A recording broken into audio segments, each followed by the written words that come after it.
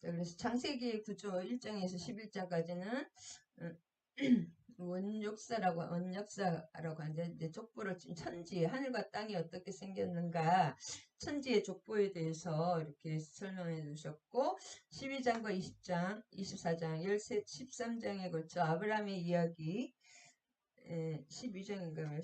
하여튼, 계산을 못해가지고, 12장부터 24장까지는 아브라함의 이야기, 그 다음에 25장에서 17장 이삭의 이야기, 이삭의 이야기와 족보, 28에서 35는 야곱의 족보, 36장에는 요셉의 이야기가 오기 이전에 에서의 족보에 대해서, 그 다음에 37에서 50은 요셉 이야기, 이렇게, 5개의 족보로 또 이렇게 크게 나눌 수가 있겠습니다. 그래서 미리 또 한번 저거를 보면은 이제 요셉의 생애가 37장부터 50장 끝까지 요셉의 생애에 대해서 나오는데, 할렐루야, 이거 눈이 나빠가지고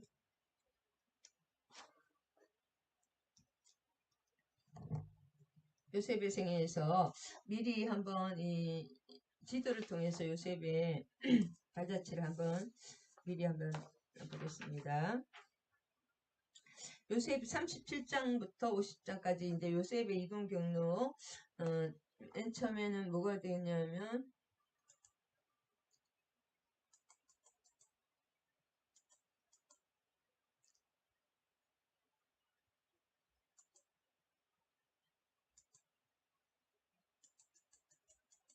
요셉의 이동 경로, 맨 처음에 어디서 시작, 이삭을 장사, 37장에 나오는, 이삭을 장사 지낸 후, 헤브론에, 여기 헤브론입니다. 잘 안 보이시겠지만, 헤브론.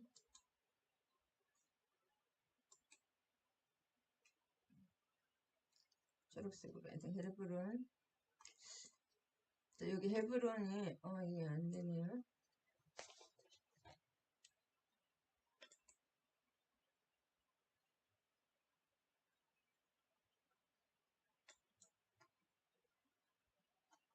여기서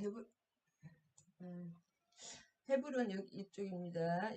여기 헤브론에 이삭을 장사해 지낸 후 이스라엘 가족들이 헤브론에 정착합니다. 다시 한번 추가를 다시 한번 해봐야겠네요. 화이트보드가 없으니까 잘 안 돼가지고.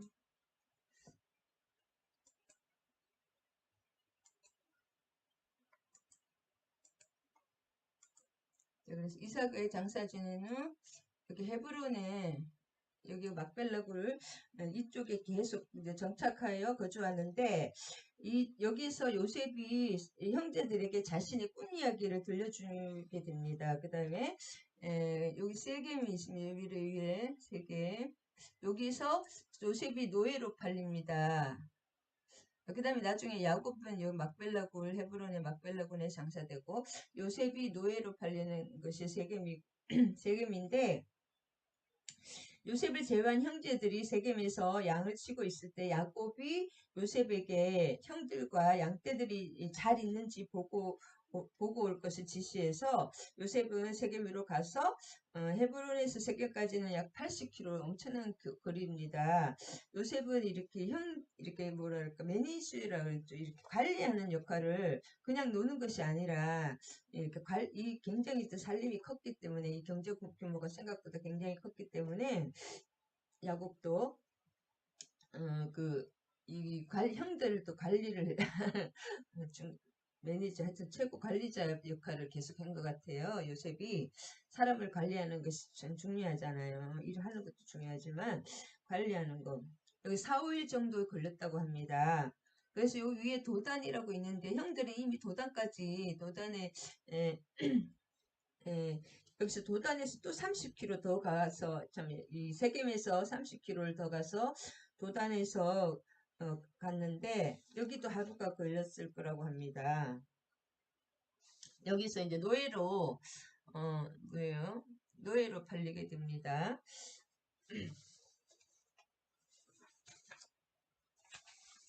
그 다음에 미디안 상인에게 이제 형들이 노예를 팔아서 그 다음에 어떻게 됩니까? 초록색 여기 쭉 야곱이 이렇게 오게 됩니다. 여기가 힉소스 왕조인지 정확하게 는 모르기 때문에 여기 수도에 아무래도 도착해서 있을 것입니다. 그다음에 이 애굽에서 이제는 애굽에서는 이 주 무대가 요셉은 애굽인데 보디발 장군의 집에 이제 그러니까 수도일 것이라고 예상이 되고 그 다음에 여기서 고센 땅이 또 여기입니다. 고센 땅. 고센 땅이 여기 때문에 그렇게 멀지 않은 곳에 힉세스 왕국의 수도가 여기 있을 수도 있고 이쪽에 온 그 사돈이라 그럴까요? 아니 장인 그인데 하여튼 여기 가까운 거리에 고센 땅과 수도에 머물렀고 그 다음에 다시 헤브론으로 다시 돌아옵니다. 이스라엘 야곱이 사망하자 막벨라 굴에 장사하기에 여기서도 헤브론에 여기서 다녀오고 그 다음에 애굽에서 다시 내려와서 애굽에서 110세에 사망하게 됩니다. 간단하게 야곱의 생애에 대해서 그 삶에 대해서 한번 지도를 통해서 보았습니다.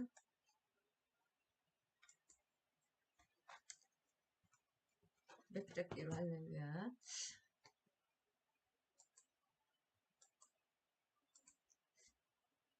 자, 그래서 여기다 이런 조건이야. 자, 야곱이 거주하는 가나안 땅에 거주하였으니 아버지가 거주하는 땅 아까 헤브론에 거주했습니다.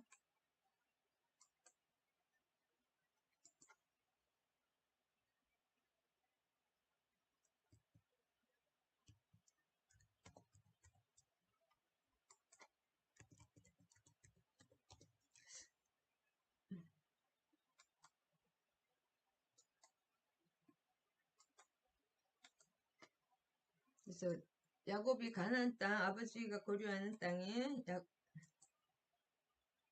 야곱도 이삭이 거주하는 땅에 거주하였으니 족장들이죠. 아브라함, 이삭, 야곱, 그다음 요셉까지 그의 아버지가 거주하던 땅에 거주하였으니 여기서 에서는 세일산에 거의 36.8절에 에서는 세일산에 거하게 되고 이제 야곱이 원래는 에서가 차지하고 있다가 야곱은 하란으로 갔다가 이제 야곱이 들어오면서 에서는 세일산으로 완전히 이제 물러가게 됩니다. 그 다음에 야곱의 족본 요셉이 17세의 소년으로 그의 형들과 함께 양 7대에 그의 아버지가 아내들을 실바의 아들들과 더불어 함께 있었더니 그가 그들의 잘못을 아버지에게 말하더라. 그래서 여기서 지금 이렇게 그냥 17세의 소년으로서 요셉이 집에서 빈둥빈둥 놀고만 있었던 것이 아니라 채색옷을 입었다고 하거든. 채색옷이라는 것은 소매가 길고 밑에가 길어서 그다음 여기가 무지개 같이 채색이 되어 있다고 합니다. 그래서 이 채색옷은 막노동에 사용하는 것이 아니라 그 관리자들 그 사람들을 관리하는 일하지 않고 뭐랄까 관리하는 그런 역할을 요셉은 열심히 했기 때문에 요셉이 한 일은 뭐냐면 형들이 이렇게 일할 때 이거를 잘하고 이걸 못하고 형들은 잘하는 것도 있겠지만 못하는 것을 계속 이 형은 이게 걸음걸이가 느리다 일을 빨리빨리 안 한다 그런 것을 하나하나 그 관리를 일러줬다는 것입니다. 그것이 관리를 했다는 거죠. 잘못을 계속 아버지에게 이렇게 보고하는 거 있잖아요. 그런 식으로 했다는 것입니다. 그래서 요셉은 관리자로서 자기 아버지께서 야곱이 시키는 대로 열심히 관리를 이렇게 끝까지 관리하는 그런 것입니다. 요셉이 태어날 때 야곱은 91세였기 때문에 야곱이 요셉을 편애했는데 아버지의 편애가 굉장히 이 집안은 편애가 심하죠. 오랜 세월 같이 이렇게 17년 동안 키웠잖아요. 형제 중에 가장 신앙적이고 요셉이 효성스러웠던 요셉을 하나님은, 저 하나님 야곱은 가장 사랑, 부모도 그런 게 있잖아요. 자식, 똑같은 자식이지만 그 특징을 알고 야곱, 요셉을 이렇게 편애했다고, 가장 사랑했다고 합니다. 그래서 이 가정은 편애로 인해서 이렇게 에서와 야곱도 그렇게 자기도 편애, 아버지는 에서를 편애하시고 어머니 리브가는 이 야곱을 또 이렇게 편애한 가정인데 편애로 시작해서 편애로 끝납니다. 하나님도 이런 편애가 있으신 것 같아요. 요셉은 노년에 얻은 아들이므로 이스라엘이 여러 아들보다 그를 더 사랑하고 그를 위하여 채색 옷을 이 아까도 게토넷이라고 게토넷 바심이라고 소매가 달린 긴 겉옷이기 때문에 이 요셉은 그래서 지금 이것을 막 노동하는 그런 역할이 아니라 관리하는 역할을 계속 했다고 이 옷을 입은 자체는 옷이 그 사람의 직업이라든지 그런 것을 상징해 주고 있다고 합니다. 그래서 형들이 그를 더 사랑을 보고 에서가 20년 동안 야곱을 죽이려고 준비한 것처럼 이 형들도 또 이렇게 요셉의 편애를 보고 어, 샬롬이라고 항상 인사를 하는 게 이제 평범 그 뭐지 이렇게 그냥 안녕하세요처럼 샬롬이 항상 그냥 인사인데 그냥 인사도 안 했다는 거죠. 그냥 안녕 이렇게 얘기를 그런 거 그래서 평범한 그 인사조차 요셉에게 하지 않았다. 너무 미워하여. 미움이 살인이 있잖아요. 그 미움의 죄를 또 짓게 하네요. 근데 요셉이 꿈을 꾸고 자기 형들에게 말하며 그를 더욱 미워하였더라. 꿈에도 또 좀 이 형들이 보기에는 참 재수없게 생각했을 것 같아요. 평소 자기들은 너의 막 이렇게 확 하면서 비교하게 되잖아요. 이 시기 질투. 근데 내가 꾼 꿈을 들으시오. 그러면서 우리가 밭에서 곡식단을 묶더니 내 단은 일어서고 당신들의 단은 내 단을 불러서서 절하되 실제로 이게 이제 후반부에 가면 그 애굽에서 이 형들이 막 기설을 하잖아요. 이제 총리니까 책을 높은 그 주인이라고 하잖아요. 그 애굽의 주인께서 어쩌고 그러면서 실제로 그리고 이제 야곱까지 자기 아버지까지 이제 절을 하게 되는 이 꿈이 그대로 성취되는 것을 볼 수가 있습니다. 그의 형들이 이렇게 내가 우리의 왕이 되겠느냐 그러면서 그의 꿈과 그의 말로 인해서 더욱더 미운 짓을 계속 미움에 미움을 쌓는 거예요. 요셉이 다시 꿈을 꾸고 형들에게 해와 달과 별과 11별이 이렇게 그 형들 11명과 해와 달 부모님까지 자기에게 절한다는 거예요. 꿈은 하나님이 주시는 꿈은 계속 그 2번 이상 반복이 된다고 합니다. 사람이 우리도 꿈을 여러 가지 또 막 그 꿈도 꾸고 하는데 하나님이 주신 꿈은 이렇게 평안 중에 꼭 2번 이상 반복이 되고 확실하다. 애매모호하는 것은 절대 하나님은 이 말씀에 이 예언의 말씀이잖아요. 성경 말씀이 정확하게 하나님은 정확하게 말씀하시고 정확하게 꿈으로 이제 말씀하시는 건데 애매모호한 것은 하나님의 뜻이 아닙니다. 그런 것은 버려야 됩니다. 그리고 확증을 받고 내가 감동을 받고 또 옆에 기도하는 사람들에게 확증을 받아야지 어디서 갑자기 누가 막 뭐 당신은 세계적인 부흥사가 된다 그러면서 옛날에 조영기 목사님 신고살이 하던 사람이 아니 그 편만하는 것이 아니라 이 준비가 전혀 되지 않는 사람이 그런 사람이 갑자기 막 떠났다는 그 말도 들었는데 하나님은 그렇게 말씀하시지 않습니다. 환경을 통해서 하나님은 인도해 줍니다. 꿈. 더욱 미워하게 된 이제 5절에도 꿈을 계속 이렇게 제가 제목을 꿈이 이끄는 요셉의 여정과 요셉의 삶에 대해서 이렇게 했습니다. 그래서 하나님은 꿈의 사람이다. 꿈꾸는 꿈과 비전이 없는 사람은 꿈이 없는 사람은 망한다고 말씀 있잖아요. 이 백성이 묵시가 없으면 이렇게 패역하게 된다는 말씀도 이게 꿈과 이런 비전 이런 게 있어야 됩니다. 하나님은 꿈을 주시고 비전을 주십니다. 그래서 이 5절에 이 꿈은 어떻게 요셉이 꿈을 꾸고 형들에게 말하여 더 미워했지만 이 육의 사람과 영의 사람은 서로 이게 원수가 되고 서로가 이 육의 사람이 영의 사람을 항상 이렇게 핍박하게 된다고 합니다. 이 성경에도 보면 육의 사람은 영의 사람을 같은 교회에 있어도 계속 같은 하나님 믿는 사람이잖아요. 형제들이 제사도 같이 지내고 할 건데 예, 그래서 이 첫째의 그 세 번에 걸친 꿈을 주셨는데 요셉에게 첫째 7절에서 9절 우리가 그 다음에 이 9절에 또 보면 요셉이 이렇게 11별까지 11별과 달과 별이 해와 달이 꿈꾸고 그다음에 나중에 애굽의 감옥에 갇혔을 때 두 관원에 대한 꿈, 그다음에 셋째는 바로 왕의 두 개의 꿈, 그것을 이제 꿈으로 다 연결이 됩니다. 그래서 요셉은 꿈을 통해서 하나님과 이렇게 소통이 됐다랄까요? 꿈을 또 해석하는 능력을 주셔서 그 지혜를 갖게 됩니다. 그리고 그걸로 인해서 그 하나님의 그 사명을 또 꿈을 해석함으로써 이루게 됩니다. 그 다음에 우리가 밭에 단을 묶더니 네 단을 쓰고 당신들의 단은 네 단을 둘러서 절하였더이다.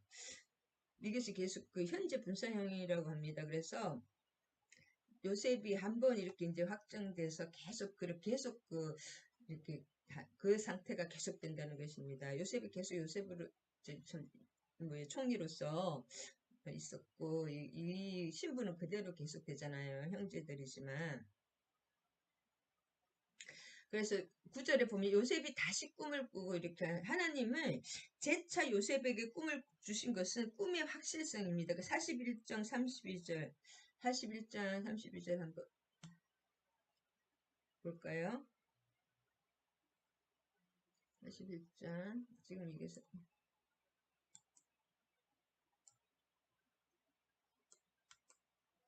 41장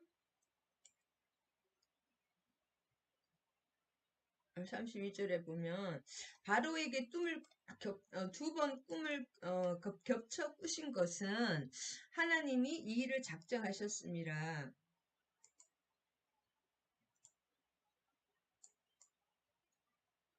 그래서 이 말씀 이게 점점 내용이 점진적으로 계시하게 하나님의 계시는 이렇게 두름 좀 이렇게 크게 이렇게 희미하게 했다가 점점 구체적이고 확실하게 됩니다. 꿈의 확실성과 점진적으로 더 이루어집니다. 지금 예수 그리스도를 통해서 그분의 재림을 통해서 완벽하게 지금 이루어지고 있는 과정이고 그런 것처럼 하나님의 그 점진적으로 계시하고 이렇게 계시하는 것은 이 천막 생활을 하던 사람들은 굉장히 뭐랄까 좀 하늘에 의지를 하잖아요. 그래 근동의 그 유목민들에게도 굉장히 친근한 그런 것이었다고 합니다. 하나님의 우리 그 계시의 대상자들에게 가장 알아듣기 쉬운 말로 우리 부모가 자식에게 어려운 말로 막 그렇게 하지 않듯이 쉬운 말로 가장 알기 쉽게 그렇게 모든 것을 이렇게 계시해 주십니다. 그 다음에 그가 그의 꿈을 아버지와 형들에게 말하며 아버지가 그를 꾸짖고 그에게 이르되 내가 꾼 꿈이 무엇이냐 나와 내 어머니와 내 형들이 참으로 가서 땅에서 내게 절하겠냐 이게 사실이잖아요. 어머니는 이제 돌아가셨기 때문에 그렇지만 이게 이대로 이루어지는 것입니다. 그래서 그의 형들은 시기하되 그의 아버지는 그 말을 간직해 두었더라. 그래서 아버지는 뭔가 이것을 이렇게 깨달으시더랄까? 마음에 간직해 두신 것입니다.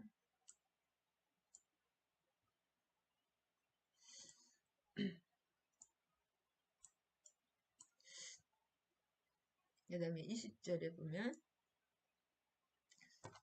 37장을 요약을 안 했네요. 요약을 다시 한번, 이게 많은 장을 하기 때문에 요약을 안 하면 정신이 없습니다. 37장은 지금 요약을 해보면 요셉이 형들의 시기를 받아서 애굽으로 팔려가는 내용이 수록되어 있고, 아브라함의 후손이 400년 동안 그 이방 땅에서, 이방 애굽 땅에서 종살이 할 것을 아브라함에게 예언하셨던 하나님 15장 12절에 이 예언이 첫 단계로서 그 하나님의 말씀이 성취되는 과정이죠. 모든 성경이라든지 우리의 삶은 요셉을 애굽으로 팔려가게 하신 것입니다. 그래서 이것이 우연히 일어나는 것이 아니라 창세기 아브라함이 받았던 약속 창세기 15장 12절이 계속 지금 이루어지는 과정이다. 예수님이 하신 것도 꼭 하나님의 말씀을 성취하신 거기 때문에 하나하나 다 그대로 이루셨습니다. 이제 지금은 이렇게 했고, 마음에 11절에 그 아버지는 그 말을 마음에 두었더라. 그 말을 그러니까 보존하는 거예요. 마음속에 이렇게 간직하는 거, 계속 이렇게 마음에 간직하고 있으셨다는 것이고, 왜냐하면 야곱 자신도 꿈으로 계시를 받았기 때문입니다. 야곱도 꿈에 사닥다리가 내려오고 꿈으로 계속 계시를 많이 받았기 때문에 그 꿈이 하나님 꿈으로 말씀하신다는 걸 자기도 보신도 알고 계시기 때문에고, 그 다음에 채색 옷을 해 입힐 만큼 12명 중에 오직 한 명만 요셉만 채색 옷을 해 입힐 만큼 요셉을 사랑했다. 요셉은 막리를 안 하고 그 제일 높은 감독자로 두신 거예요. 한마디로 감독 겸 관리자 겸 리더로서. 그 다음에 뭐냐면 그 다음에 자신의 기대와 일치했잖아요. 요셉은 그래서 이 옷을 특별하게 입혔다는 것은 그냥 그렇게 살아가기를 바라는 거잖아요. 아버지가 이렇게 막노동을 하는 것이 아니라 너는 위에 리더로서 살아라. 그런데 그런 거와 일치가 되잖아요. 지금 꿈이 야곱의 그 간절한 사랑의 꿈, 그 요셉에 대한 기대와 일치했고 그렇게 됩니다. 그 형들이 요셉을 시기한 이유는 세 가지로 보면 미워한 이유 세 가지. 요셉이 그들의 나쁜 행실을 그 아버지에게 자기들이 이렇게 일하다 보면 또 이렇게 나쁜 행실이 있을 수도 있는데 그것을 아버지에게 다 고자질했다. 그 다음에 아버지가 지나치게 또 요셉을 편애했다. 요셉만 사랑하는 거. 이 집이 계속 그 편애의 그 어떤 특징이 있는 것 같아요. 기름 부음이 흐르는 것 같아요.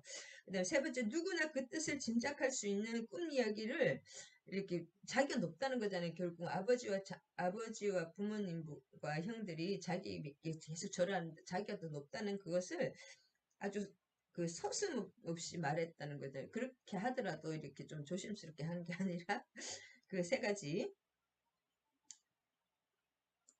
때문에 미워했다고 합니다. 그 다음에 그를 죽여 한 구덩이에 던지고 우리가 말하기를 악한 짐승이 그를 잡아 먹었다고 하자. 그의 꿈이 어떻게 되는지를 우리가 볼 것이니라 하는지라. 그래서 이 뿌리 깊은 야곱 집안의 거짓과 간사성이 이게 번뜩거립니다. 이 집안마다 이런 어떤 이제 가정에 대물림되는 그런 악한 습관이라든지 악한 습성이 있습니다. 그러면은 이 야곱 자신도 이렇게 간사했잖아요. 굉장히 거짓으로 야곱 자신도 거짓으로 막 이렇게 밧줄을 사고 막 그랬잖아요. 그래서 여기서 나오는 것이 그게 좋은 것뿐이 아니라 진짜 나쁜 성격 이런 것도 그대로 습관이 물려간 대물림 됩니다. 그래서 야곱은 자기가 속임에 대한 대가를 그 외삼촌 라반과 그 자식들에게 되돌려 받는 것입니다. 이것도 하나님의 이 환경을 보면 나의 그 하나님의 음성이라고 하잖아요. 환경이 나의 영적 상태다. 하나님의 말씀이시다. 그래서 그 자식들에게 자기가 되돌려 받고 하나님의 마음을 이렇게 하나님이 이렇게 아프셨구나 그런 것을 알게 됩니다. 요셉이 형들에게 이르되 그의 형들이 그가 입은 채색 옷을 벗기고 그래서 옷이 굉장히 중요합니다. 옷이 여기서 옷을 나중에 야곱도 옷을 다 새로 갈아입고 옷을 버리고 옷을 빨고 이런 것이 이 옷 옷이 굉장히 좀 중요합니다.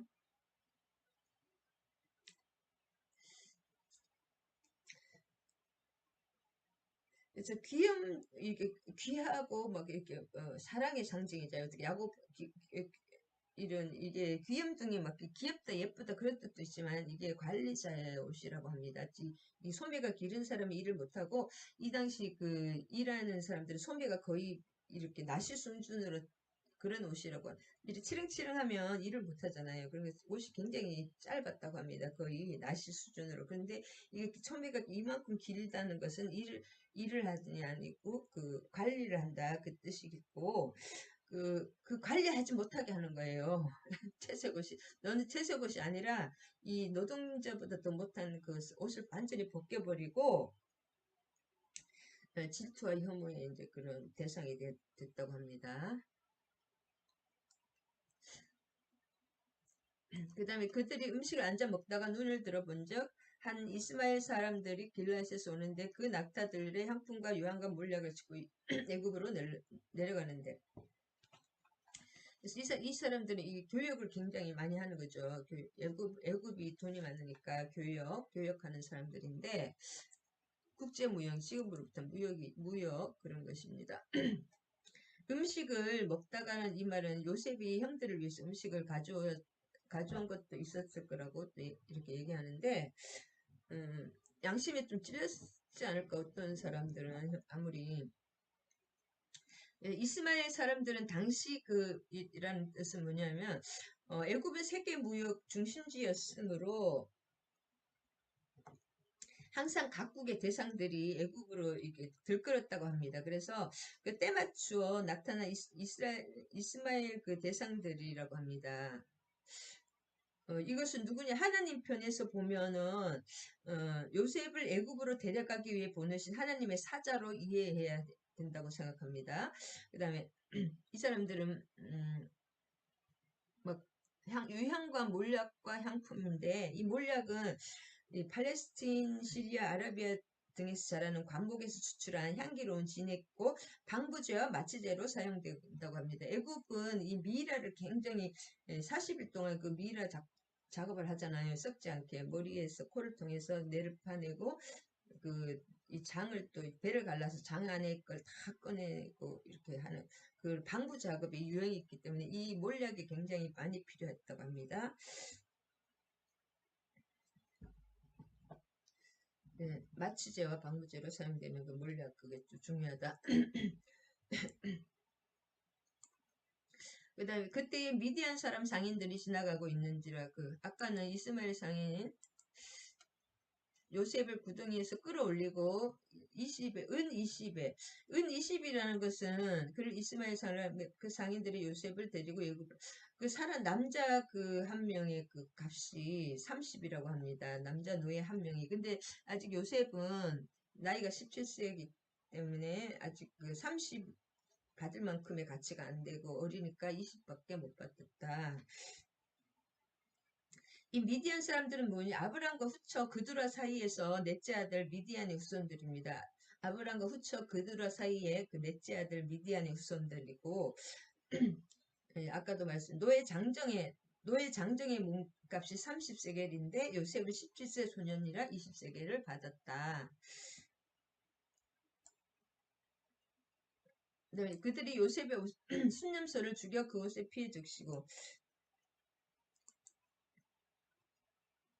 이것은 야곱과 이 리브가가 항상 역사는 반복되듯이 야곱과 리브가가 이삭을 속이기 위해서 거짓으로 그 순념소를 두 마리를 염소를 새끼 맛있는 두 마리를 잡았잖아요. 그 맛있는 거를 추리기 위해서 그때 그 장면하고 27장 9절 말씀하고 이렇게 같은 연상적으로 볼 수가 있다고 합니다. 항상 되풀이 되는 것 같아요. 역사는. 그 다음에 38장 요약해 38장을 요약하면 유다와 다말 이야기인데 짧게 그냥 넘어가겠습니다. 유다와 39장에서 다시 요셉의 여호와께서 함께 하심이라 그 애굽에로 이제 요셉이 가서 요셉 이야기가 오기 전에 잠깐 이렇게 뭐랄까 유다와 다말에 대해서 삽입된 것이라고 할 수 있습니다. 그래서 38장을 요약해 보면 유다는 가나안 여인과 결혼하여 가나안 여인과 결혼했다는 게 중요해요.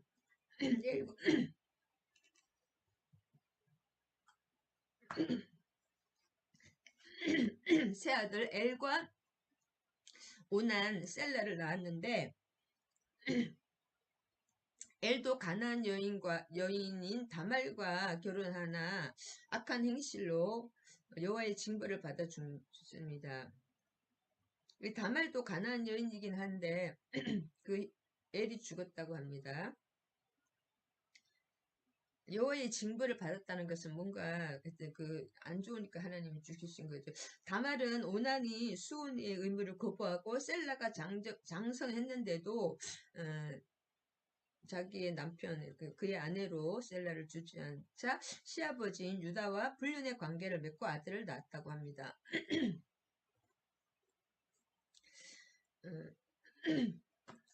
이게 무슨 내용이냐면 유다가 이 역할을 또 했습니다. 그 요셉을 팔기 위해서 유다가 그래도 요셉을 죽이지 않게 유다가 역할을 했거든요.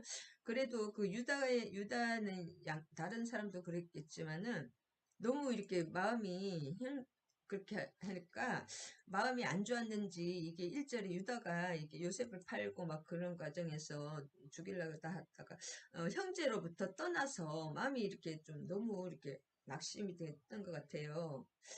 이제 아둘람 사람 히라 나쁜 사람과 어울리기 시작한 거예요.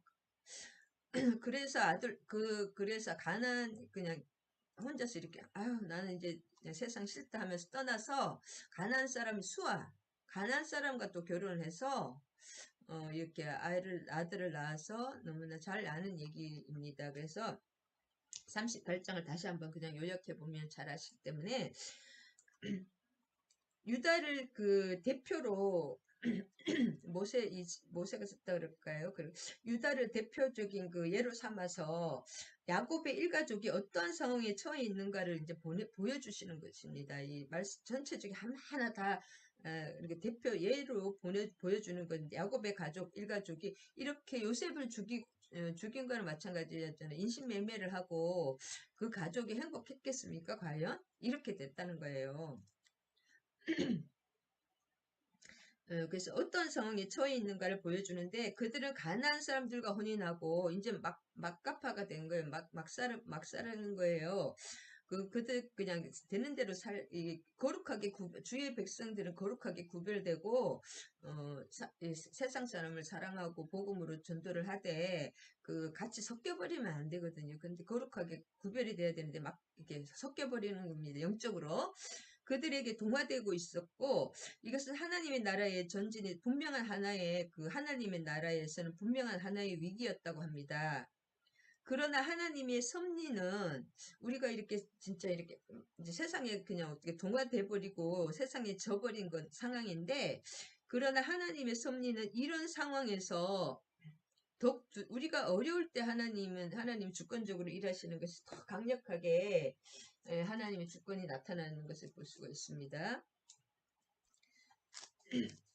완전 절망적인 상황이 돼버렸는데 그 상황에서도 하나님이 합력하여 선을 이루어 주시는 것을 볼 수가 있습니다. 그래서 먼저 요셉을 애굽으로 보내셔서 이거 하나님의 뜻으로 생각하면 야곱의 그 일가에 거주할 장소를 예비를 하셨습니다. 요셉이 그냥 가서 그것을 계속 생각한 것 같아요. 고센 땅을 계속 눈여겨보고 미리 고센을 점 찍어 놓고 고센에 또 가까운 곳에 계속 살았던 것 같습니다. 수도에 또 가깝고, 가나안 사람들은 아브라함 자손들에게 친절하였고, 그들과 긴밀한 유대를 맺기를 갈망하였습니다. 왜냐하면 아브라함 자손들이 돈이 많고, 이게 기술이 좋잖아요. 아브라함이 그 갈대아 하란에서 조금 업그레이드 된 기술이 있었기 때문에, 그러나 고대 애굽 사람들은, 이방인들 특히 그 목자들에게 굉장히 혐오감을 가지고 있었다고 합니다. 왜냐하면 애굽은 이게 농사가 나일강의 600km의 나일강의 풍부로 인해서 이렇게 농사를 지으면 아무래도 이렇게 안정이 되잖아요. 근데 유목민들은 계속 이렇게 약탈도 하고 어떨 때는 진짜 약탈 당하기도 하고 징기스칸이나 그 우리 몽골족들 보면 저 약탈해서 저 사람 안에 됐다가 내 안에 됐다가 또 나를 다 도둑질하고 약탈로 살고 그런 그래서 그런지 하여튼 그렇지 않은데 이스라엘은 혐오감을 가지고 있었기 때문에 그리고 이 이집트 사람들은 애굽 사람들은 왜 그 유목민 목자들에게 혐오감을 가지고 있었냐면은 애굽에서는 다신교였기 때문에 다 이 벌레 막 이런 거 메뚜기 이런 것들이 다 애굽의 신이었거든요. 자기들이 신으로 섬기는 것을 막 그 사람들 죽이고 하기 때문에 그래서 싫어했다고 합니다. 훗날 이스라엘 자손들은 애굽에 거하면서 수적으로 증가했음에도 불구하고 왜냐면 또 나중에 요셉이 사후에 요셉을 모르는 사람들이 왕들이 막 일어나고 하면서 이 사람들은 목자였기 때문에 굉장히 애굽 자체가 뭐 유목민이나 이런 사람들을 굉장히 싫어했다고 합니다. 고대 애굽 사람들이 이방인들을 특별히 왜냐하면 애굽은 1000년 동안 계속 그 이방의 침입을 그래도 뭐 막아냈고 그 한 왕조 애굽 왕조 그 톨레미 왕조 막 이렇게 변하긴 했지만 조금 변하긴 했지만 크게 변함이 없이 그래도 그 왕조를 유지할 수 있었던 것이 나일강과 그 풍부한 그 변화가 없고 안정적인 그런 것들이 있었기 때문에 지형적인 것도 있었지만은 또 나일강의 농사가 워낙 잘 됐기 때문에 그런 것도 있었는데 그래서 이방인들이 그 오는 것을 굉장히 싫어했습니다. 이방인들 왜냐하면 자기 나라 이렇게 이렇게 뒤집어 풀 수가 있기 때문에 그래도 그래서 애굽에 거하면 애굽에 또 동화될 수도 있는데 동화되지 않고 그래도 하나님의 백성으로 그 특징을 잊지 않고 단일 민족으로 살아남을 수가 있었다고 합니다. 46장 3절에 보면 그 얘기입니다. 그다음에 18절만 18절과 마지막 절만 보겠습니다. 유다가 이르되 무슨 담보물을 내게 주랴 이르되 당신의 도장과 그 끈과 당신의 손에 있는 지팡이로 하라. 유다가 그것들을 그에게 주고 그에게로 들어갔더니 그가 유다로 말미암아 임신하였더라. 도장과 그 끈이 그러니까 이건 뭐냐면 아마도 진흙판으로 된 문서에는 이렇게 눌러서 찍었던 그 원통형 모양의 도장이 있었다고 합니다. 그 다음에 이 도장에 구멍을 뚫고 끈을 메어서 목에 항상 걸고 다녔다고 합니다. 그런 게 참 귀하잖아요. 그래서 항상 목에 우리가 할머니들 핸드폰 목에 매듯이 그렇게 메고 다녔다고 합니다. 그 다음에 27절부터 30절 해산할 때가 되니 손이 나온지라 산파가 이르되 먼저 나온 자라 하고 홍색 실을 가져다가 손에 메었더니 그 손이 다시 또 들어가고 동생이 먼저 나왔나 봐요. 그 다음에 그 아우가 나오는지라 산파가 이르되 내가 어찌하여 터뜨리고 나오느냐 이를 이 베레스를 통해서 다윗의 자손 그 후손이 다윗의 나오잖아요. 다윗의 증조부잖아요. 그가 곧 손에 홍색실 있는 자가 뒤에 나오니 그의 이름을 세라라 불렀더라. 그래서 시아버지와 진짜 있을 수가 없는 일이잖아요. 시아버지가 며느리가 맺은 불륜 관계를 통해서 두 아들이 태어났는데 그 아들을 통해서 또 예수님이 족보가 나오는 거잖아요. 유다 자신도 하나님이 이 아이들에게 복을 주시리라고는 생각지 못했을 것입니다. 그 다음에 베레스를 통해서 후에 다윗을 비롯한 열왕들이 다 태어났고 그리스도께서 태어났습니다. 이 베레스를 통해서 결국 유다가 그리스도의 그 조상이 된 것은 그의 장점이나 우리의 그 선행이나 우리의 어떤 노력이나 그런 것이 아니라 오직 하나님의 선하신 뜻에 하나님의 주권에 의해서 우리가 구원받았다는 것이 이런 것을 성경의 곳곳에 모함 여인 루시라든지 많이 이르막 여인 라합도 막 넣고 뭐예요 창녀라 그럴까 하여튼 그 기생이 라합도 들어가고 이런 것을 쭉 보면 하나님은 뭘 말씀하시고 싶은 것이냐 인간의 선함이 아니라는 것입니다. 우리가 구원받고 예수 그리스도로 인해서 우리가 하나님의 자녀가 된 것은 오직 하나님의 선하신 주권에 의한 것이라는 것을 계속 진짜 있을 수 없는 일이잖아요. 그런데 결국 하나님의 사랑, 주권적인 사랑 때문이었지 우리의 그 노력이 1도 들어가지 않았다. 그것을 계속 보여주고 계십니다. 그래서 우리의 모습이 이렇게 너희가 구원받기에는 이렇게 추악한 모습이다. 그것을 은연중에 조금씩 계속 보여주시는 것 같습니다. 39장 합니다. 39장을 요약해 보면 여호와께서 함께 하심이라 그 제목을 잡았는데 요셉과 보디발의 그 아내에 대해서 쭉 나옵니다. 아까 요셉이 이제 잡혀가고 그 중간 과정은 생략되고 요셉이 애굽으로 팔려간 다음에 그 내용입니다. 먼저 요약을 해 39장 창세기 39장을 요약합니다. 애굽으로 팔려간 요셉은 친위 대장 보디발의 신임을 받아 가정 총무의 위치에 오르게 됩니다. 그러나 보디발의 아내의 그 모함을 받아 감옥에 갇히게 되고 그 앞장에서는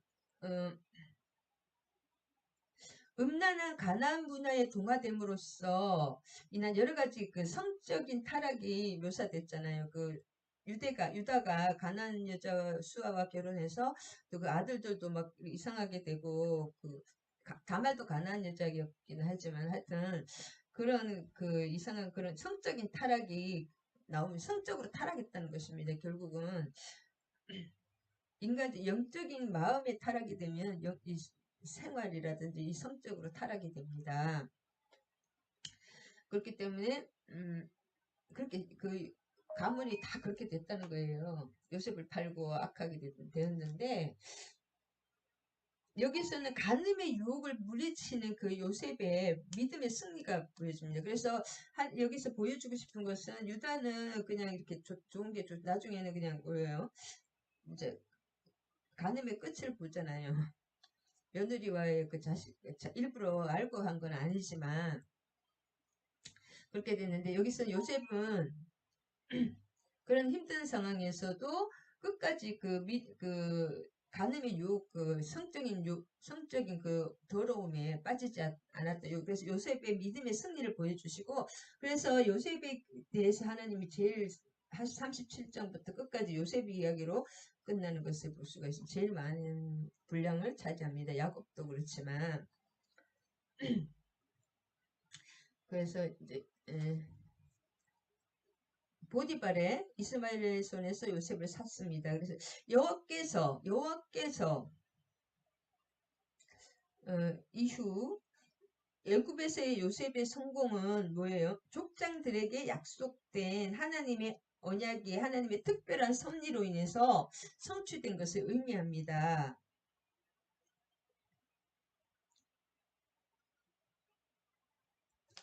그래서 이거 결국 하나님의 그 특별한 말씀의 성취이다.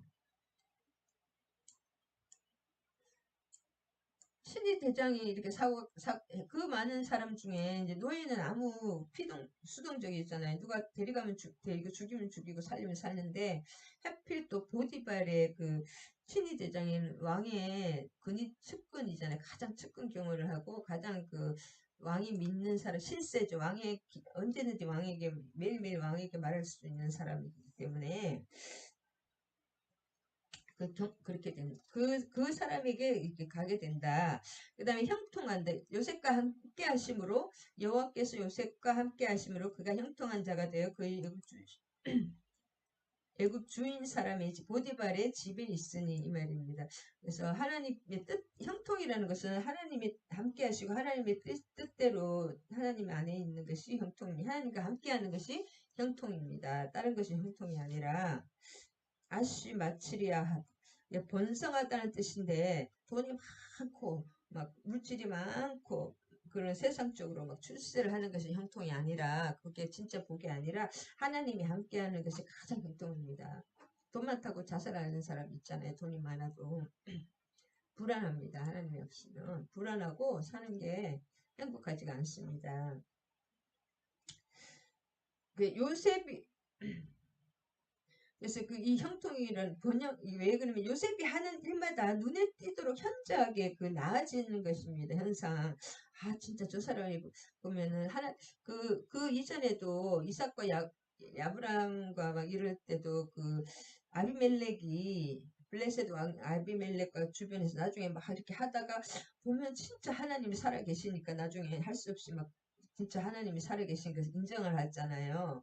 그래서 계약을 맺고 다시는 이렇게 안 쳐들어가겠다. 그렇게 믿지 않는 사람이 우리 믿는 우리를 보고 결국은 우리의 삶을 보고 100명 중에 99명은 그 기독교인을 보고 복음을 받아들이게 된다고 합니다. 말씀을 처음부터 깨달은 사람은 100명 중에 1명도 안 된다고 합니다.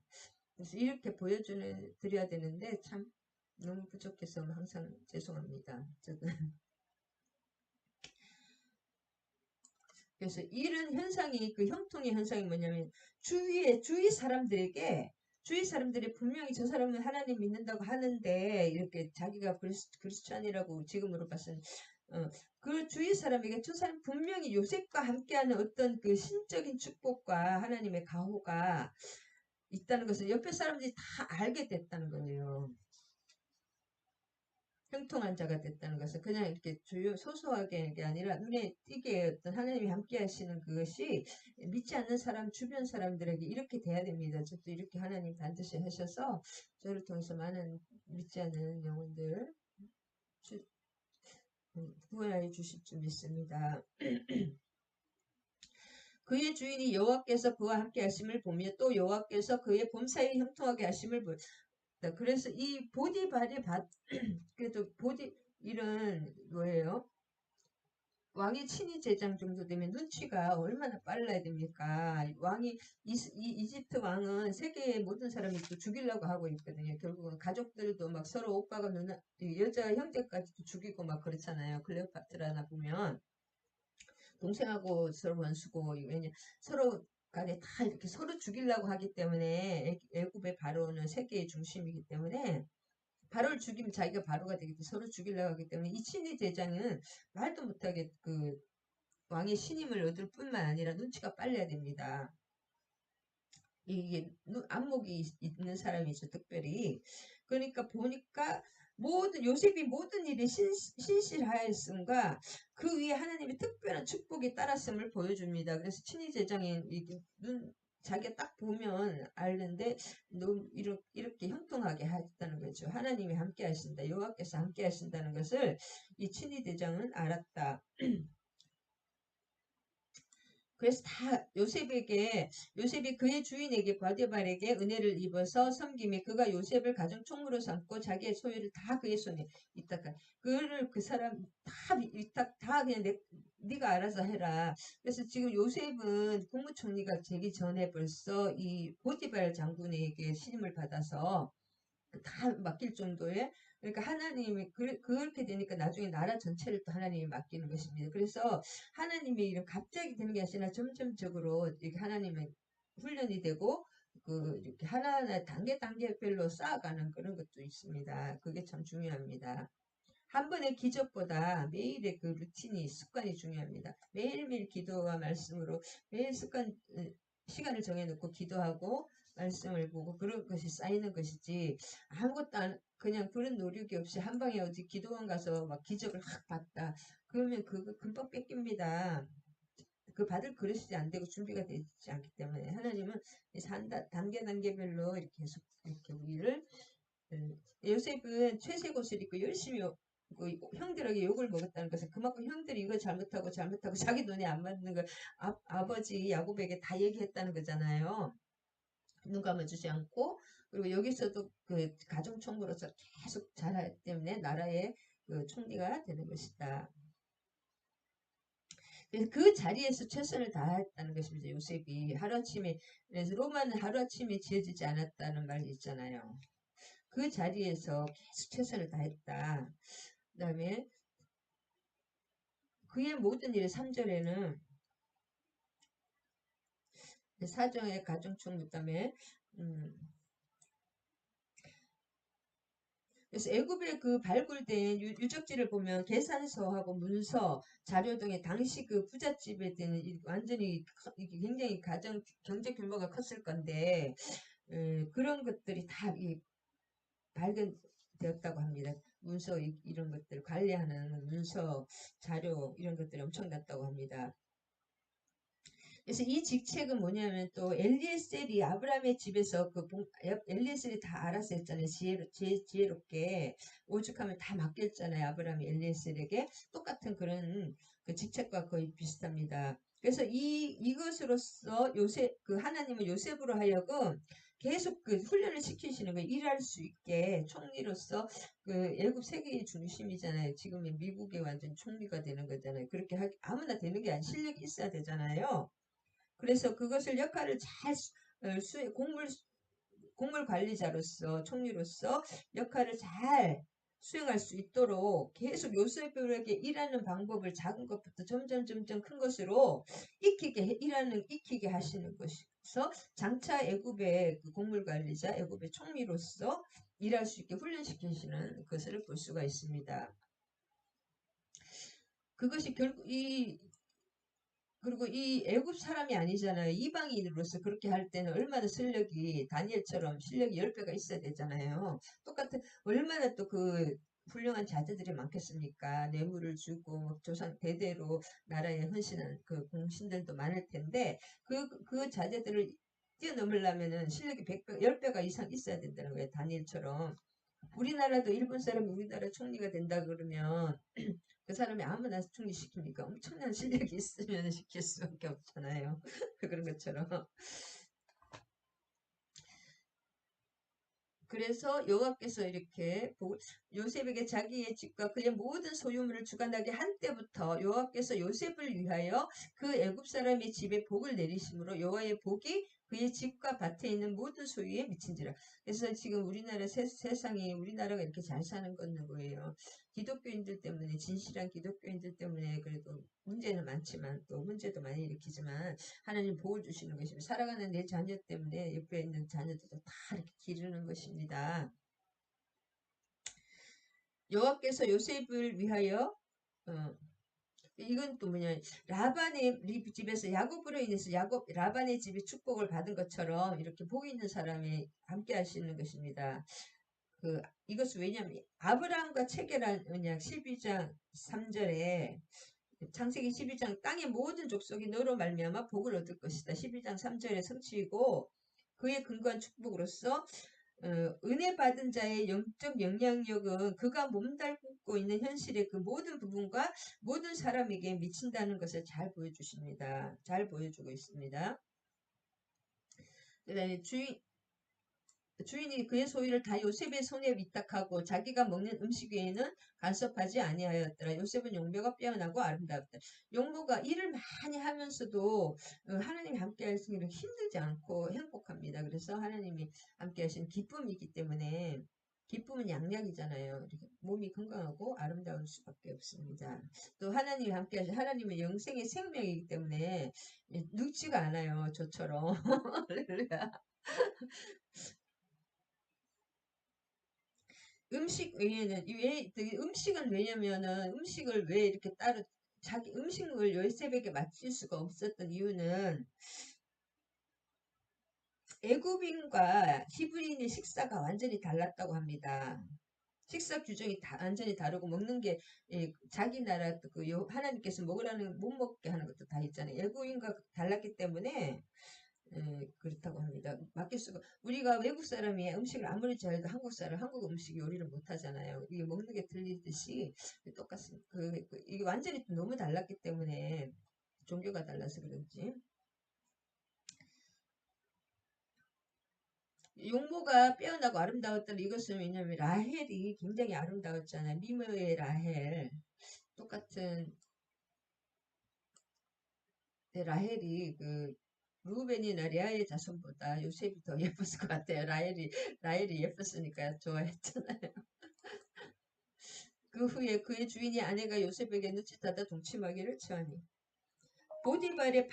보디발 집안에 팔린 지 10년 후에라고 합니다. 27세 될 때. 그러니까 27세 되니까 굉장히 가장 또 뭐랄까, 이렇게, 성숙하게 그럴 때입니다. 27세. 날마다 유혹하는 거예요. 그래서 하나님의 사람에는 이렇게 악한 영들이 날마다 악한 그 미혹, 템프테이션 있습니다. 이것을 이겨내지 못하는 사람은 멸망하는 짐승과 같다. 심하게 말하면 유혹과 협박으로 이 날마다 욤욤 날이면 그냥 매일매일 쫄르는 거예요. 유혹과 협박으로 계속 요셉을 괴롭힌다는 것입니다. 하루아침에 이 유혹 이럴 때 유혹 그냥 내가 이 길이라 하지 말고 그것을 떠나내야 된다는 것인데 그래서 또 이렇게 계속 그 여인이 음란해가지고 등치마자 막 그렇게 하면서 이제 옷을 곁에 두고 나중에는 이것을 뿌리치는 게 제일 내가 막 거기 그 앉아서 내가 믿음으로 이기리라 하고 그러면은 바보로 갑니다. 그래서 옷을 곁에 두고 자기의 집으로 돌아오기를 곁에 뿌리쳐. 그래서 여기 옷이 계속 나오는데 요셉의 옷은 2번 나옵니다. 이 거짓 증거물로 여기 이용당하잖아요. 여기 보디발의 아내, 나쁜 아내에 대해서 거짓 증거를 이용당하고 그다음에 형들에게 채색옷으로 또 벗김을 당한 2번 벗김을 당하는 거죠. 여기서는 이 보디발 아내에게 거짓으로 이용당하고 그다음에 채색옷은 형들이 또 벗기고 그것을 볼 수가 이 요셉을 이 옷도 굉장히 중요합니다. 옷은 그 사람의 신분이 있기 때문에 그 다음에 이 요셉이 주인이 그를 잡아 옥에 가두니 그 옥은 왕의 제수를 가두는 곳이 요셉이 옥에 갇혔으나 왕의 제수를 가두는 곳이라는 것은 정치범들과 같이 중대한 죄 지은 사람을 거두는 것이잖아요. 특히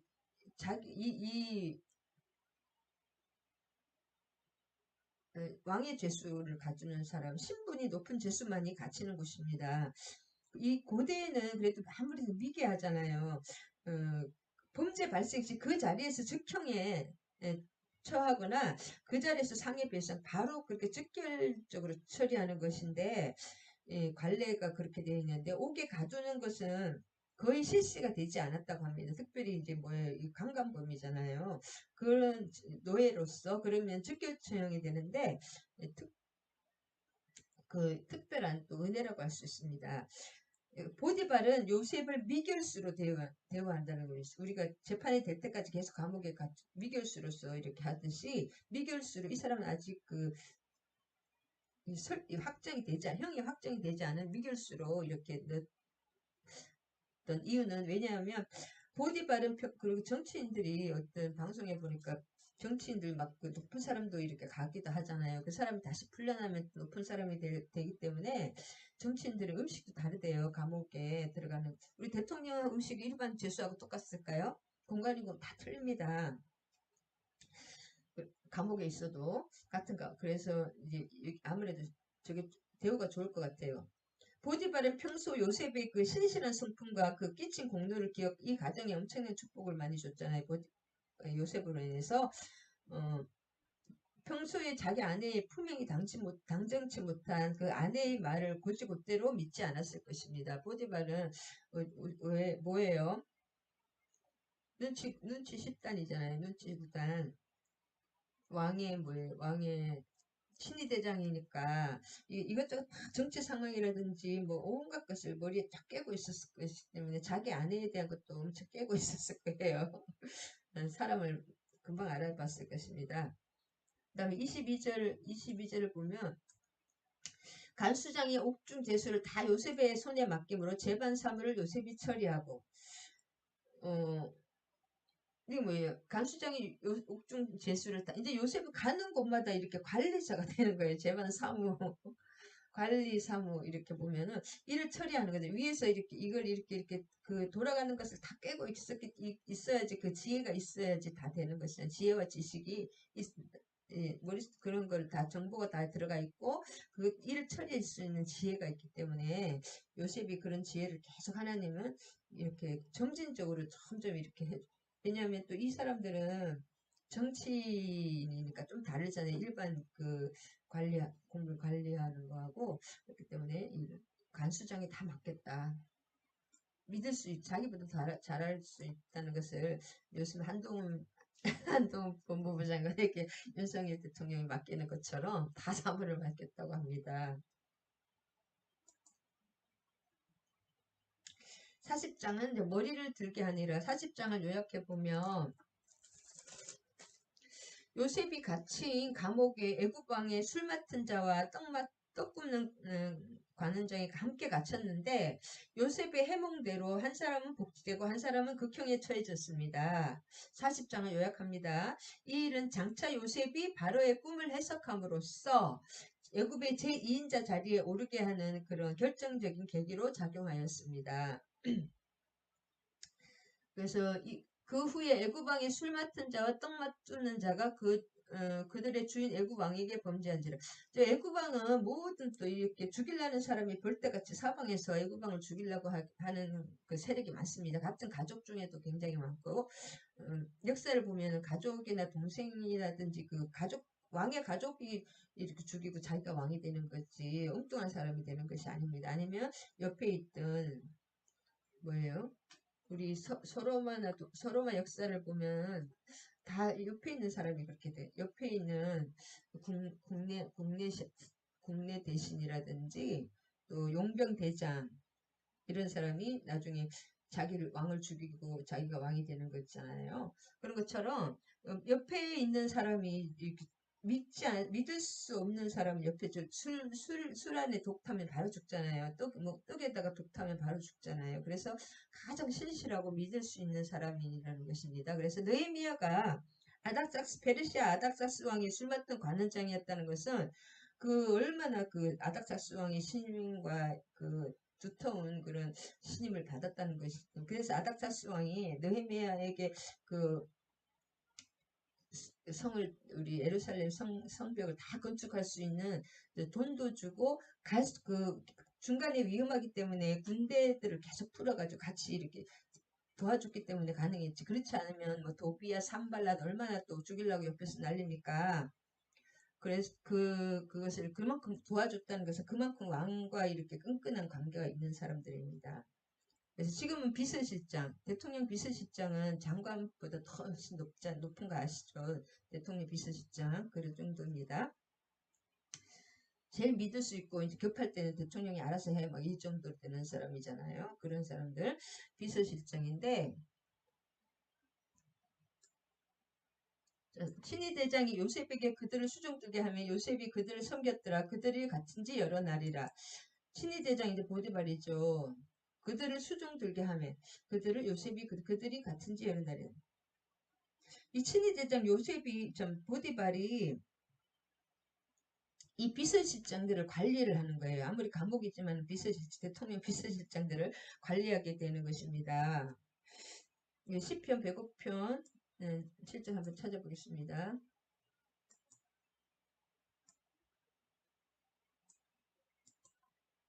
시편 105편 7절 17절 시편 105편 17절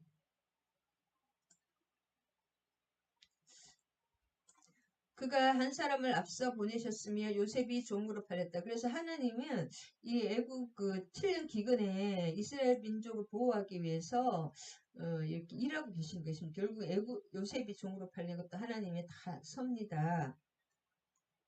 그의 발은 착고를 차고 그의 몸은 쇠사슬에 매였으니 곧 여호와의 말씀이 응할 때까지라 그의 말씀이 그를 단련하였도다. 그 말입니다. 결국은 하나님의 섭니다. 우리의 그 모든 환경과 고통도 합력하여 선을 이루시는 하나님이십니다. 할렐루야.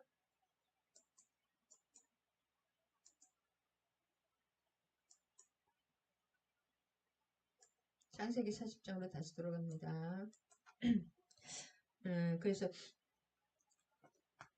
이것도 하나님의 또 섭리겠죠. 그 친위대장, 하필 또 그 비서실장을 관리하게 하는 거예요. 그들을 수종들게 하는 그 도와주고 계속 도와주면 호감을 느낄 수밖에 없고 가까이질 수밖에 없잖아. 그래서 요셉은 이제 다시 한번 말하면 그 집에서는 형들을 관리했습니다. 그 다음에 보디발 집에서 보디발 집안을 관리했습니다. 여기서 비서실장을 관리합니다. 지금 대통령 비서실장을 아무나 관리할 수 있을까요? 그 사람의 수준이 얼마나 높은데 왕의 그 수준보다 더 높을 건데 비서실장이 똑똑하기는 대통령보다 더 똑똑하다 하잖아요. 그런 것처럼 그만큼 이제 수준을 이렇게 그리고 같이 계속 그 감옥에서는 할 일이 없잖아요.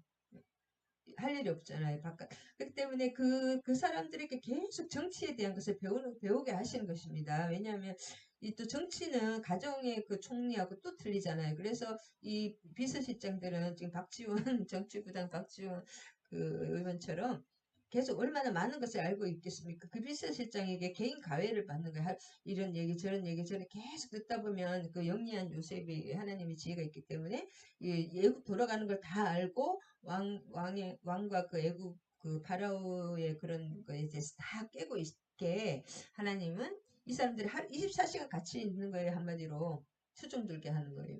가까이 있으면 또 그 사람 그런 것을 잘 알게 되지 않습니까? 그렇게 되는 것입니다. 그다음에 8절 그들이 그에게 이르되 우리가 꿈을 꾸었으나 이를 해석할 자가 없도다. 요셉이 그들에게 이르되 해석은 하나님께 있지 아니하니까 청하는데 내게 이르소서. 이 요셉이 또 꿈으로 흥하는 꿈으로 망했다가 꿈으로 흥하는 요셉을 볼 수가 있습니다. 꿈으로 여기까지 20명이 당했지만 또 꿈으로 정리가 됩니다. 그래서 머리를 들고 한 사람은 머리를 들고 한 사람은 머리를 들고 사면 복권 및 은택을 받는다는 것입니다. 머리를 하나님 앞에 머리를 있지 아니할까? 그래서 잘 아시겠죠? 여기는 생략하고 그래서 이제 나갔습니다. 23절 술 맡은 관원장이 이제 떡 맡은 관원장은 이제 죽었고 술 맡은 관원장은 복직이 됐는데 내가 너를 다시 기억해 줄게 했는데 기억하지 못하더라. 근데 그것도 참 하나님의 은혜인데 때에 기억했으면 이 사람이 그냥 좀 높은 뭐랄까 어떤 관리자로서 사용될 수밖에 없었는데 이 사람이 기억을 못했기 때문에 이걸 계속 오히려 더 좋은 일이 있으실 것 같아요. 나중에 총리가 되는 일이 꿈 해석을 이 사람에게 맡기게 되는 것입니다. 요셉에게. 41장까지 하고 마무리하겠습니다. 41장 창세기 41장을 요약하면 요셉은 애굽의 모든 점술가와 그 현인들도 풀지 못한 바로의 꿈을 해석하여서 그의 신임을 받았습니다. 뿐만 아니라 요셉은 애굽 땅에 임할 극심한 흉년에 대한 그 대비책까지 제시함으로써 마침내 애굽의 총리 대신으로 임명되었습니다. 진짜 전 세계를 살리는 거잖아요. 애굽만 살리는 것이 아니라 그 미래를 아는 것이 그만큼 중요합니다. 하나님이 알려주시죠. 이런 것들. 주의 종은 또 이런 능력이 어느 정도는 있어야 됩니다.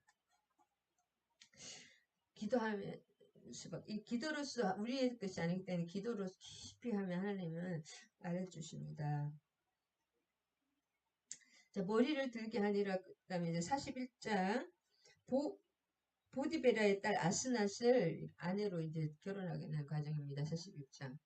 요셉이 바로의 꿈을 해석하고 이제 완전히 애굽의 그 결혼까지 애굽에서 왕들이 하는 그 제사장 집안하고는 그 왕족들이 결혼한다고 합니다. 근데 그 결혼을 또 요셉이 하게 됩니다.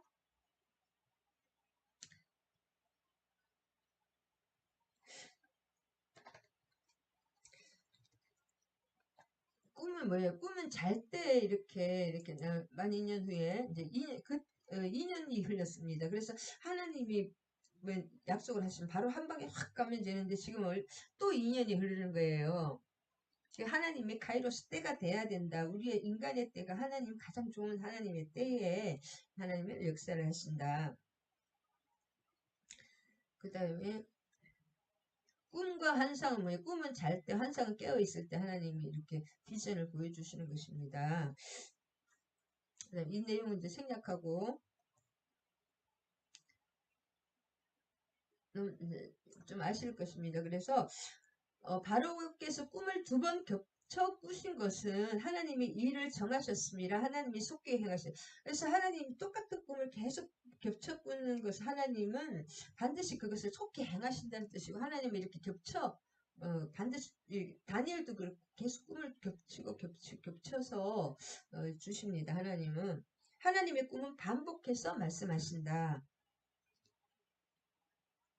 37장의 7절, 37장의 7절과 9절 있잖아요. 요셉의 꿈도 37장 7절 두 번 계속 이렇게 곡식단이 절하고, 그 다음에 해와 달이 절하고, 막 별들이 절하고, 곡식단이 절하고, 똑같지 않지만 이렇게 똑같은 내용이잖아요. 그렇게 계속 하나님의 꿈은 반복해서 말씀하신다. 이제 바로께서는 명철하고 지혜 있는 사람을 택하여 애굽 땅을 다스리게 하시고, 40장 5절 너는 내 집을 다스리라. 내 백성이 다 내 명령에 복종하리. 내가 너보다 높은 것은 내 왕자뿐이니라. 이제 모든 권세를 요셉에게 주는 거예요. 왜냐면 요셉이 실력자고 그거를 할 수 있는 자기 때문에 주는 것입니다. 근데 나일강은 계속 이게 범람하거든요. 범람을 하기 때문에 그 범람을 막 넘쳐 흐를 때, 그래서 그 좋은 그 흙이 막 잔뜩 와가지고 그 풍년이 드는데, 이게 또 너무 봄날하면 죽잖아요. 이 강이 넘치면 사람들이 많이 주변에 농토들 다 망가지고, 집들 플로리다에 막 그 태풍 때문에 사람들 다 망가지는 것처럼. 그래서 이 나일강이 젖줄이자 또 저주이라고 합니다.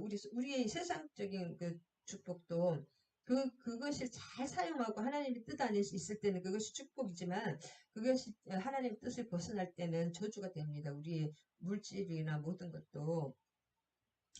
그래서 이 젖줄이 반복되는 흉년과 그리고 이것이 참 중요한 게, 요셉이 중요한 게 애굽에서 있을 때 이 자연 환경을 다 이렇게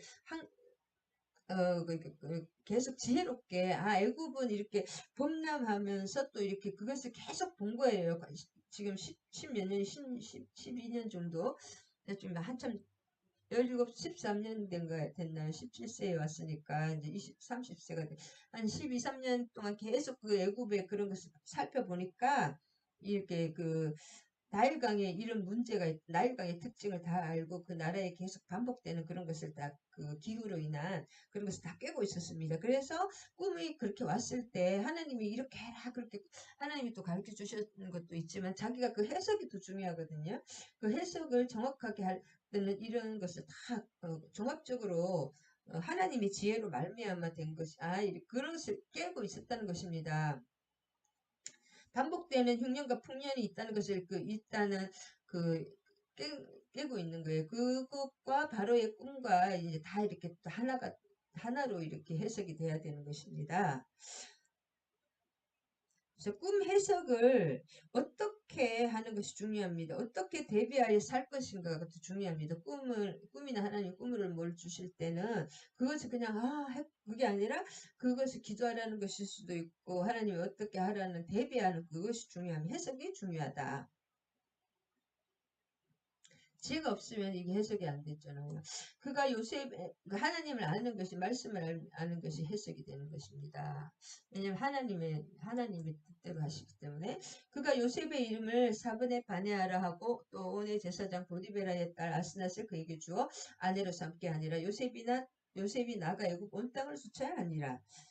사분앗 바네아는 생명의 구원자라는 뜻입니다. 애굽말로 생사 문제에 신과 같은 능력을 가진 자라는 것입니다. 이 요셉에게 생명의 유지, 땅의 양식이 생명이다. 하여튼 요셉 때문에 어쨌든 살았잖아요. 그래서 생명의 구원자라는 뜻이라고 짧게 하면 되겠습니다. 그 다음에 온의 제사장, 이때 그 바라오의 부인 왕비들도 이 제사장 집안에서 고른다고 하는데, 그 정도 바라오의 정도에 준하는 그런 결혼이 되는 것입니다. 이 오는 태양신 라를 섬기는 중심지이고, 보디베라라는 뜻도 태양신 라가 주신자라는 뜻입니다. 그러니까 태양신에 완전히 헌신된 사람이죠.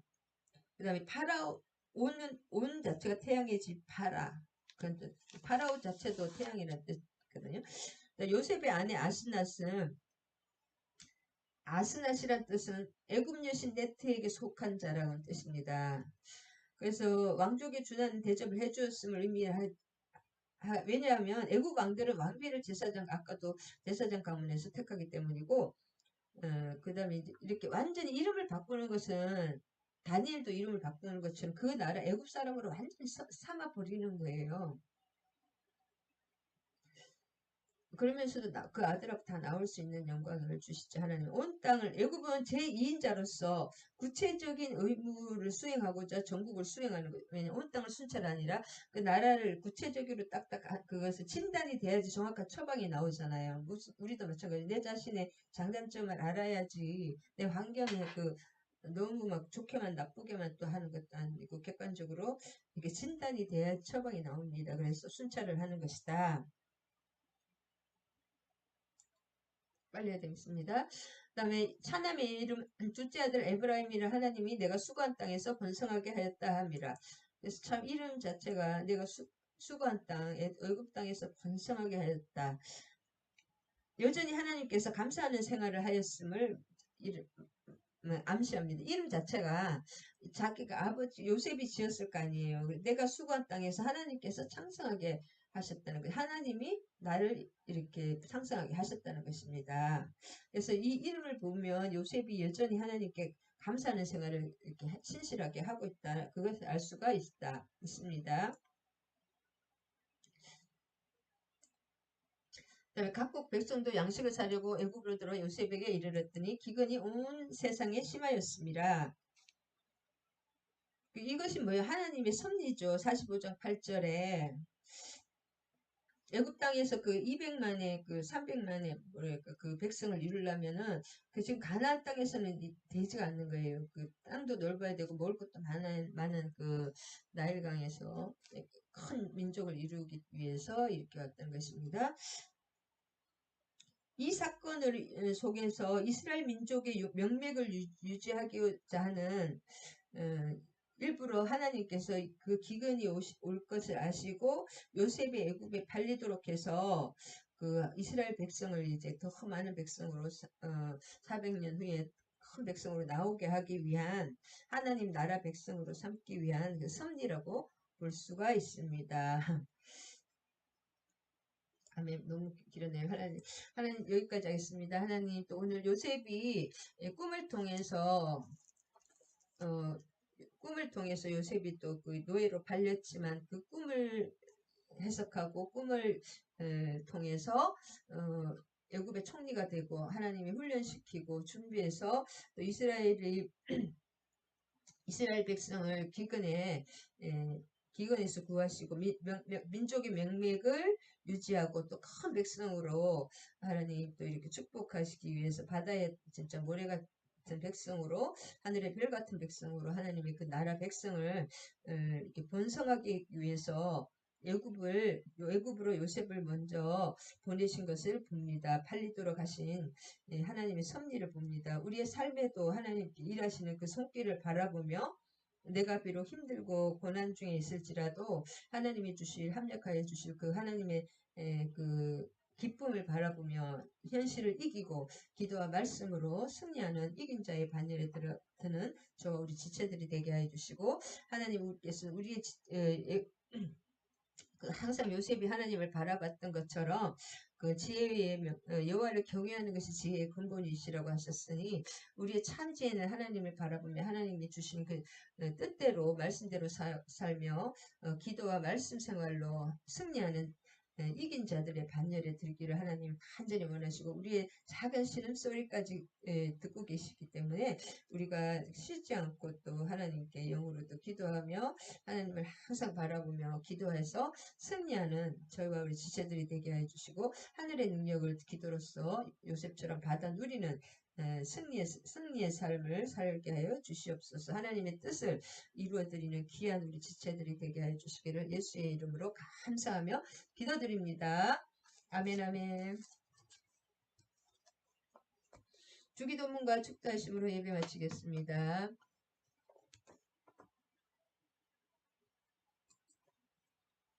하늘에 계신 우리 아버지 이름이 거룩히 여김을 받으시오며 나라가 임하시오며 뜻이 하늘에서 이루어진 것 같이 땅에서도 이루어지이다.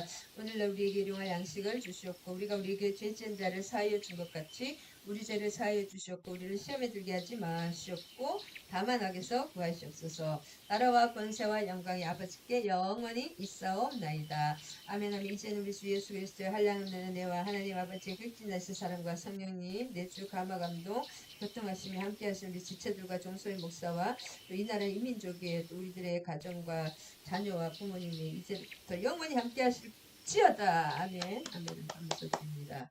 할렐루야. 사랑을 축복합니다.